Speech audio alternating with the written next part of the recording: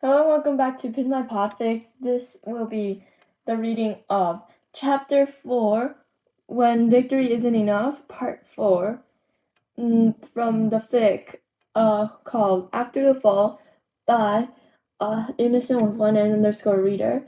If you want to read along, the link will be in the description. Well, it is going to be in the description. And please send in some type of critique for my reading and that stuff, because I want to improve however I want in my side hobby thing. Anyways, now on to the chapter. Chapter 4, When Victory Isn't Enough, Part 4. The faint beeping of the medical bay's monitors changed the rhythm, as if something had awakened alongside the boy's heartbeat. Dick's head shot up instantly, his trained eyes catching every variation on the screen. Wally slouched in a chair, a few meters away, straight up, in an almost reflexive motion. Midoriya stirred slightly, his breathing coming uneven. His eyelids twitched before opening with effort, revealing his green eyes that took time to focus. The cold, metallic ceiling of the packed cave was the first thing he saw, but the soft lighting made him blink several times. The smell was different. There was no dust, no smoke, none of the destruction he'd grown used to in the last few days. Only a faint metallic scent mixed with ozone from the equipment. The steady sound of the monitors, the distant hum of ventilation systems, the muffled echo of water dripping somewhere deeper in the cave. Everything was strange. He tried to move his arm and felt the resistance of cables and sensors attached to his skin. His body felt heavy, like he'd run himself to the limit, and then he slept for days. Where? His voice came out hoarse, weak, as if his throat was still raw from the strain of his last battle. Dick stepped closer, his face partially lit by the bluish glow of monitors. His expression neutral, but his gaze sharp, studying every reaction. "You're safe." Midoriya turned his head slightly, recognizing Dick's silhouette and that of another boy, red-haired, a yellow suit marked by red lightning bolts, watching him with exhaustion in his eyes. "Where am I?" he asked it again, with more strength this time, forcing himself to sit up, but Dick placed a hand on his shoulder, silently urging him to stay still. "Gotham City, United States of America, planet Earth." Midoriya blinked, confused as if the words took a moment to arrange themselves in his mind. "Planet Earth?" Dick nodded.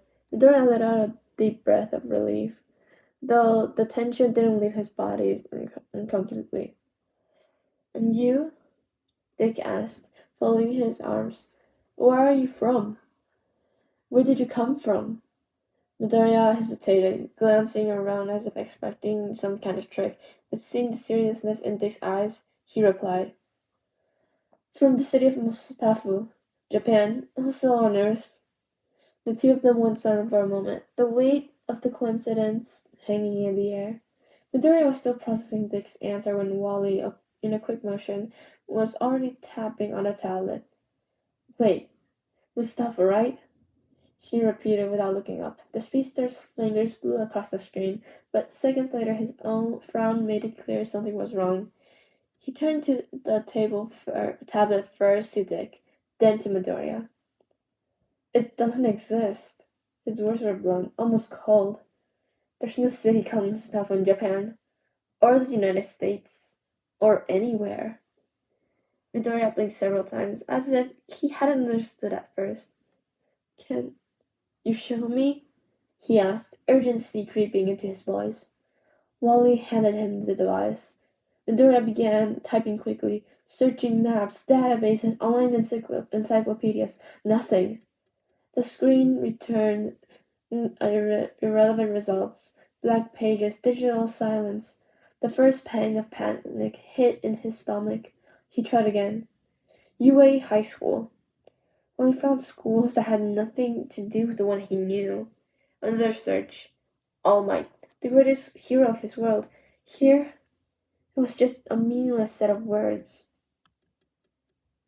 The air felt thinner. The beeping of the monitors seemed to fade, like it was coming from underwater. He typed Mustafa again, slower this time, and when the screen came back empty once more, memory struck, almost cruelly. His mother fixing his hair in the kitchen, the steam of freshly cooked rice, the echo of hurried footsteps in the UA hallways, Rorika's smile, Ida's voice calling them to train. None of it existed here. His fingers trembled when he noticed something in the corner of the screen. The date. August 16th, 2010. His heart kicked hard, painfully, like the floor had been yanked out from under him, despite the fact he was lying down. The tablet nearly slipped from his hands. No, can't be, he murmured, his voice barely more than that and a last breath. Dick leaned in slightly, alert. What is it? Midoriya dropped the tablet onto his chest, breathing deep, trying to pull his thoughts into order. The battle, Shiraki, the light, the void. What year did you say it was? Wally frowned. 2010? Midoriya shut his eyes slightly tightly, his fingers curling into the bed sheets. This isn't possible. Dick stepped closer, his shadow falling over the boy. What do you mean? Midoriya took a deep breath and forced the words out like he was lifting crushing weight off his chest. I'm from the year 2216. For a moment, the vat cave seemed to grow heavier, swallowing even the hum of the equipment. Wally's eyebrows shot up, a half smile of disbelief flickering before vanishing. You're serious? Dick didn't react with disbelief. He stayed still, processing. His eyes there wasn't complete surprise, but rather the quiet recognition that after all they'd seen, this wasn't impossible. Time travel, he murmured to himself. Or another timeline. Maybe another universe. Midoriya looked away as if shielding himself from the weight of it, but the truth had already lodged in him like a cold blade. He wasn't just far from home. He was 2 centuries away from it. How did this happen? Wally leaned against the wall, arms crossed, his expression somewhere between tired and deeply pained. Man, we'd like some answers too. Dick stepped against the wall, arms crossed, his expression somewhere between tired and deeply pained. Meh. Huh. Dick stepped back slightly, glancing at the medical bay monitors, as if the cold precision of the machines could help order the chaos in his thoughts. Whatever happened, you're here now, and you're alive. Wally let out a sad chuckle, which is more than we can say for most of our friends. Midoriya finally looked at them. Really looked, and saw for the first time the weight they carried. You lost someone? Dick and Wally shared a silent look. All of them, Dick said quietly. The silence that followed was thick, as heavy as the air deep underground. Midoriya bit his lip, guilt and sympathy in his eyes. I'm sorry. Dick shook his head, pushing back the emotions threatening to rise again. It wasn't your fault. Wally pushed away from the wall and stepped closer, gesturing towards Midoriya with his chin. Whoever you are, you saved our lives. We're still here because of you. Midoriya opened his mouth to respond, but closed it again, unsure of what to say.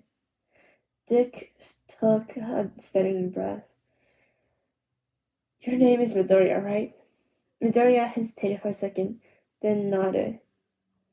Yes, Izuku Midoriya. Dick nodded again, committing to the name to memory. I'm Richard Grayson, but you can call me Dick. Wally offered a small, tired smile and waved. I'm Wally West. Midoriya took another deep breath, looking at the two of them, then at the coldest ceiling of the Batcave. I guess we have a lot to talk about. For the first time, Dick allowed the corner of his mouth to lift, though the light in his eyes was still dimmed by loss. Yeah, we do.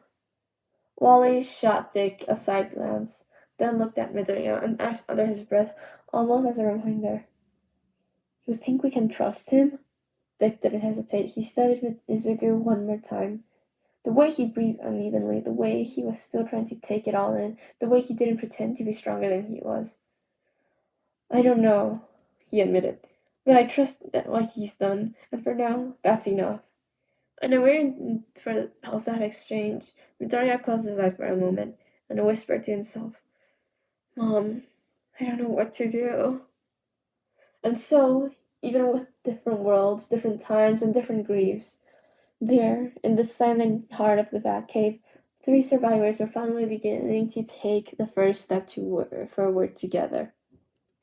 And that was the end of chapter 4, part of even without even no that's the when victory isn't enough, part 4. And wow, God, I gotta need to get through this without trying to cry. My parents are gonna ask why I've been crying so a bit, like at home when I'm alone. Anyways, like with it being 2010 and near the date of my birth too, so yeah, yay. Anyways, yeah. Uh, just so you guys know, I will not be revealing my age after. I will not be revealing my age anytime soon. Like no, only after like I reach adulthood or maybe like I don't know, second year university. I don't know. So yeah.